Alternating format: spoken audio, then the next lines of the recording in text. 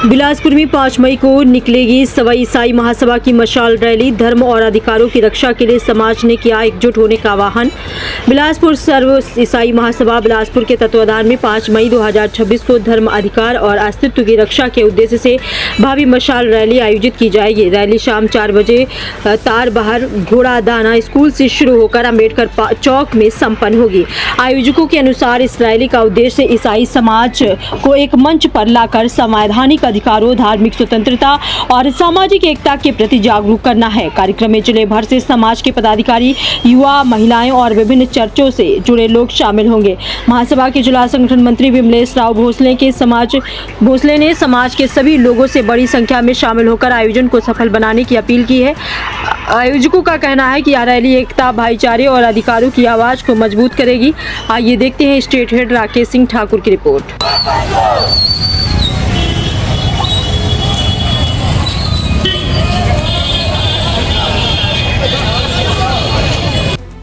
कौशिक, प्रदेश अध्यक्ष सर्व छत्तीसगढ़िया समाज, सर्व हिंदू समाज छत्तीसगढ़।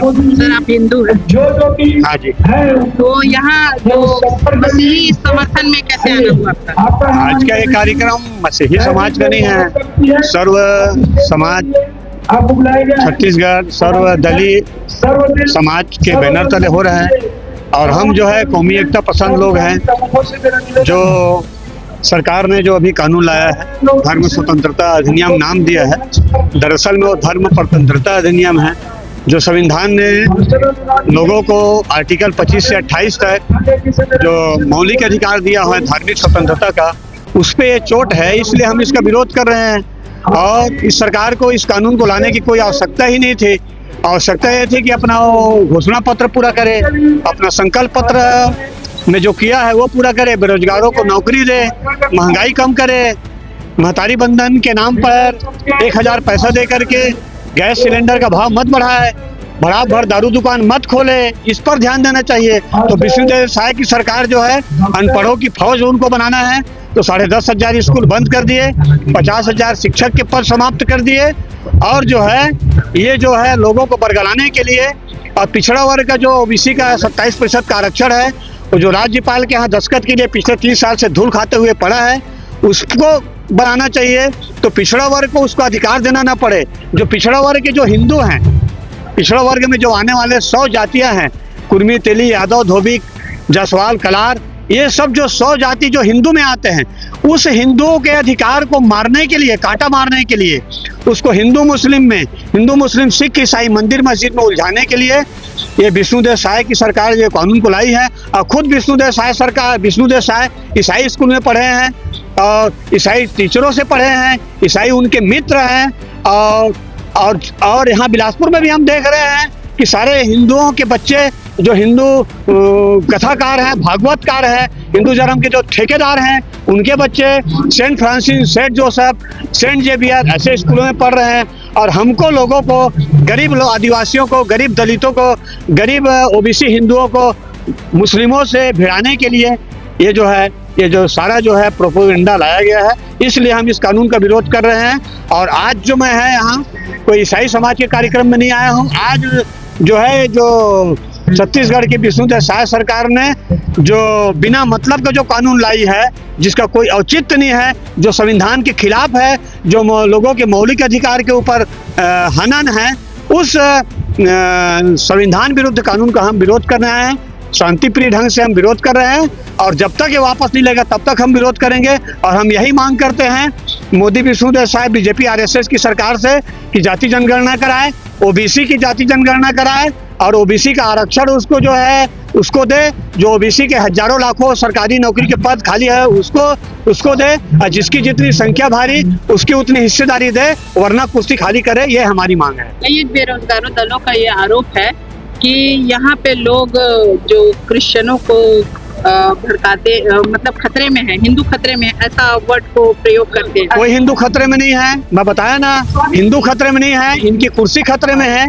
इसलिए लोगों को उकसाते हैं कि हिंदू खतरे में है करके। हम तो नहीं देखे हैं, और हम तो आज तक नहीं देखे हैं कि कोई मुस्लिम मंदिर के पास आकर के हनुमान चालीसा नमाज पढ़े या बाइबिल पढ़े। लेकिन हम ये देखे हैं कि ये तथाकथित जो है जो गुंडे किस्म के जो हिंदू है उनको हम देखे हैं कि मस्जिद के पास जाकर के हनुमान चालीसा पढ़ते हैं, या गिरजाघर के पास जाकर के हनुमान चालीसा पढ़ते हैं, रामचरितमानस का पाठ करते हैं, या क्रिसमस के दिन जाकर के हंगामा करते हैं। तो ये जो विघ्न संतोषी लोग हैं, जो जिनको संविधान पसंद नहीं है, जिनको मनुस्मृति पसंद है, ऐसे ही लोग पूरा लोगों को बरगला रहे हैं, बाकी और कुछ नहीं। श्याम मूरत कौशिक, प्रदेश अध्यक्ष छत्तीसगढ़िया सर्व समाज, सर्व हिंदू समाज छत्तीसगढ़। जो रैली निकल रही है, मशाल रैली, उसमें अपना सहभागिता दिखाने के लिए पहुंचे हैं हम लोग सब। काले कानून को लेकर समाज और पर्व समाज की ये काला कानून ऐसा है कि ये संविधान परिवर्तन कानून लेके आए हैं। ये धर्म पर धर्मांतरण विधेयक नहीं है। ये इससे पूरे संविधान को धज्जियां उड़ा दी गई है। और काला कानून इसीलिए बताया गया क्योंकि जो रॉलेट एक्ट थी, जिसके कारण जलियांवाला बाग हुआ था, उसको पहले काला कानून किया था। आज उसी जगह ला करके इस सरकार ने खड़ा कर दिया है, इसलिए हमने इसको काला कानून कहा। ये खत्म जल्दी कर रहे हैं अपन जो रैली जो मसाल रैली निकली है बिलासपुर में, हाँ, इसके लिए आप शामिल हुए हैं? हाँ जी जी। तो कहाँ तक देखते हैं कि नहीं, हमें तो दबाव बना के ही रखना है सरकार के ऊपर, क्योंकि जो गैर संवैधानिक काम जो होता रहेगा उसमें हम लोग दबाव बनाते ही रहेंगे। हमारे सब तरफ की लड़ाई चल रही है। अभी 2 लाख लोगों ने प्रदर्शन किया, उसके बाद 45,000 एप्लीकेशन हम लोगों ने गवर्नर को सबमिट करी। उसके बाद अभी हम पूरी तैयारी कर रहे हैं सुप्रीम कोर्ट में लगाने की। तो वो हमारा संघर्ष तो चलता रहेगा जब तक कि हमारा संविधान सुरक्षित रहे ना हो जाए, तब तक हमारी लड़ाई चलती ही रहेगी। सड़कों पे हम लड़ाई लड़ेंगे, क्या लगता है भैया? ऐसा है, आज संविधान के सामने सबको नतमस्तक होना पड़ेगा। कोई भी हो, कितने तुर्रम खां हो, कोई कितना ही बड़ा हो, जहां संविधान है, संविधान को आपको प्रणाम करना ही पड़ेगा। सर्व समाज का समर्थन क्रिश्चियन समाज को कैसे मिल रहा है? बहुत तेजी से मिल रहा है, क्योंकि ये जो तकलीफ जो आके खड़ी हुई है ना, जो समस्या आके खड़ी हुई है, खाली ये ईसाइयों के लिए नहीं है, इसमें तो सब समाज प्रभावित हो रहे हैं। अभी ये धीरे धीरे एक को इस किस्म से मारना, काटना, तोड़ना चालू करेंगे, तो उस किस्म से ये बढ़ रहा है। खाली ईसाई समाज की समस्या नहीं है ये पूरे संविधान की समस्या है। कल दूसरे समाज के ऊपर होगा, जो कल शेड्यूल्ड ट्राइब्स हैं उनके ऊपर होगा। ये सब तो और शुरू हो चुका है, तो इसीलिए हम लोग संघर्षरत हैं और संघर्ष कर रहे हैं। आपने बोला है अपने बयान से कि राजनीति हमें भी करना है। अब आप उतरेंगे क्या राजनीति? नहीं, हम तो उतर चुके हैं, उतरेंगे नहीं। पिछले चुनाव में हमने 11 MLA खड़े किए थे, और उसमें ठीक है, हमको करीब 1 लाख वोट मिले हैं टोटल सब मिला करके। तो हम लोग तो राजनीति में उतर चुके हैं। हमने 4 कैंडिडेट इसमें मेंबर ऑफ पार्लियामेंट के लिए खड़े किए थे, तो हम लोग तो अपनी तैयारी कर रहे हैं। वो तो खैर एक उस समय जब समय आता है तब प्लान किया जाता है, पर कभी समय था कि बीजेपी के भी सिर्फ 2 ही कैंडिडेट होते थे लोकसभा में, और 15 साल तक उन लोग 2 ही कैंडिडेट्स के साथ उनके जो मेंबर ऑफ पार्लियामेंट से उनके साथ वो लड़ते थे। तो ये तो बहुत लंबी लड़ाई है। हमारे परिवर्तन को लेकर के जो आरोप लग रहे हैं उसको लेकर क्या पता ना, वो तो झूठ है। आज तक सजा ना हुई, ना प्रूव कर पाए, ना कुछ पर है। हवा मचाना है, मचा रहे हैं, बस हो गया। ये जो अभी कानून बना है उस पे कई ऐसे दल हैं जो दुरुपयोग कर रहे हैं, जैसे मारना, कई एक जगह लड़ाई उपद्रव फैलाना। इसका दुष्प्रभाव किस तरह? दुष्प्रभाव तो बहुत दूर की बात हो गई। मतलब बात तो वही आ गई ना, अब हमारे पास एक संवैधानिक विकल्प रहता है कि हम पुलिस में जाएं, वहां जाने देते हैं। FIR जाओ, FIR होता नहीं। अब सरकार के पास कोई सुनता नहीं, तो संविधान को तो पहले ही ताक पे रख दिया गया है। यहाँ CNI ने समर्थन दिया है। CNI ने कहा समर्थन दिया? CNI तो बोल रही है कि ये धर्मांतरण विधेयक होना चाहिए। CNI बोल रही है कि पादरियों को मरना चाहिए, मारना चाहिए। उनका कोई बोगी करके है, और बाकी ऐसे ऐसे लोग हैं। वहाँ के तो बिशप ने एक लेटर दी है कि हाँ, पादरियों को मारो करके, इनको काटो पीटो, खत्म करो करके, ऐसा समर्थन उनका। तो ये सारे समर्थन तो हम देखते ही आ रहे हैं। तो CNI क्या रहेगी सर?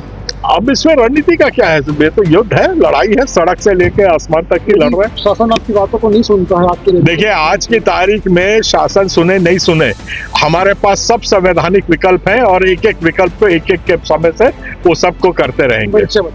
मैं अरुण पन्नालाल, अध्यक्ष छत्तीसगढ़ क्रिश्चियन फोरम।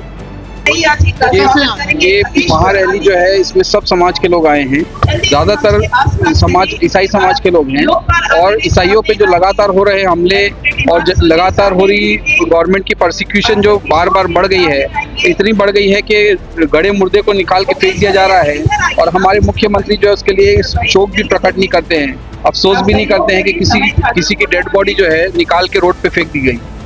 और ये लगातार बढ़ रहे हैं और न प्रधानमंत्री कह रहे हैं कि साहब चर्चों पे हमला गलत है, ईसाइयों पे हमला गलत है, क्या किसी को उसके मजहब को मानने का अधिकार नहीं। गवर्नमेंट ने जो कानून लाया है धर्म स्वतंत्रता, ये सिर्फ जुमला है, धर्म स्वतंत्रता नहीं है, ये धर्म को कैद करके रख देना है। हमारा संविधान कहता है कि जिसको जो चाहता है वो उसको मजहब को, उस पंथ को, उस सेक्ट को मान सकता है। इसमें गवर्नमेंट की कोई दखल अंदाजी नहीं हो सकती। और गवर्नमेंट ने जो कानून बनाए हैं, इतने सख्त कानून बनाए हैं और ईसाइयों को, अल्पसंख्यकों को टारगेट बना के किया गया है कि कोई आदमी अल्पसंख्यक अगर धर्म कबूल करना चाहे तो उसके लिए गवर्नमेंट उसको कई जगह फंसा सकती है। फर्जी केस जिस तरीके से अभी बनाए जा रहे हैं कि एक आदमी घर में प्रेयर कर रहा है, उसके ऊपर फर्जी धर्मांतरण का आरोप लगाकर उसको जेल में डाल दिया जा रहा है और पुलिस और प्रशासन और कलेक्टर जो है तमाशा देखते हैं। और हमारे मुख्यमंत्री जी कभी कहते नहीं कि सबको धर्म की पाबंदी करने की इजाजत है, सबको संवैधानिक अधिकार है। और इस हमारा संविधान कहता है कि सबको धर्म की स्वतंत्रता है। इसका मतलब क्या है? अगर गवर्नमेंट की नीयत साफ होती तो गवर्नमेंट इसको ऑनलाइन प्रक्रिया करती, आसान प्रक्रिया करती कि साहब जिसको आज रात को कुछ मजहब मानना है, कल रात को कुछ मजहब मानना है, तो इतना इजी रखती कि साहब आज रात को आप मुसलमान हो जाओ, कल रात को ईसाई हो जाओ, परसों रात को हिंदू हो जाओ। पर गवर्नमेंट ने उसको इतना कॉम्प्लिकेटेड कर दिया है कि 2 महीने के पहले उसको कलेक्टर को वो दो, और कलेक्टर, मेजॉरिटी कलेक्टर्स जो है बहुसंख्यक वर्ग के हैं। अगर कोई अल्पसंख्यक धर्म को मानने के लिए धर्म परिवर्तन करने जाएगा तो कलेक्टर तो वो भी एक धर्म को मानने वाला है ना। आप उसके लिए कमेटी बनाओ, 5 आदमी की कमेटी बनाओ, सब धर्म के एक आदमी को रखो कि साहब उसके सामने पेश होगा, धर्म परिवर्तन भी उसको करना है तो उसके सामने पेश होगा, इसमें हर धर्म का एक अधिकारी हो और पूरी प्रक्रिया को ऑनलाइन की जाए, ऑनलाइन आसान की जाए कि सब जिसको जो मजहब करना है वो करी जाए। आप इतने साल हो गए, आज़ादी को 80 साल हो गए, आप ये हिंदू मुस्लिम को और जात पात के भेद को खत्म करने के बजाय आप उसको और बढ़ा रहे हैं। आपको inter religion marriage, inter caste marriage को प्रमोट करना था। आपको जो इंटर रिलीजन और इंटर कास्ट मैरिज करते थे उनको आपको पुरस्कार देना था, तो आपने उसके लिए और कड़ी प्रक्रिया कर दी।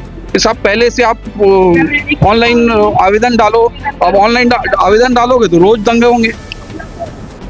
आपकी नीयत खराब है, गवर्नमेंट की जो है ना इस प्रक्रिया को लाने के लिए नीयत खराब है। और जो कड़ी प्रक्रिया कर रहे हैं, जो कड़े कानून ला रहे हैं, ये सिर्फ अल्पसंख्यकों को, ईसाइयों को परेशान करने के लिए लाए जा रहे हैं। क्योंकि बहुत बड़ी तादाद ऐसी है जो लोग ईसाई मजहब को भी मानते हैं। जैसे आपको मैं मिसाल देता हूँ, जिसको बुखार वो होता है, पीलिया आता है, वो काली मंदिर के पास नारियल चढ़ाने जाता था, तो नारियल का वैद्य के पास, हिंदू के पास जाता था, पंडित के पास, उसको पहले कहते थे हम लोग कि वो भाई इसको ये उतार रहे हैं, तो मोहम्मद आसिफ बाबा।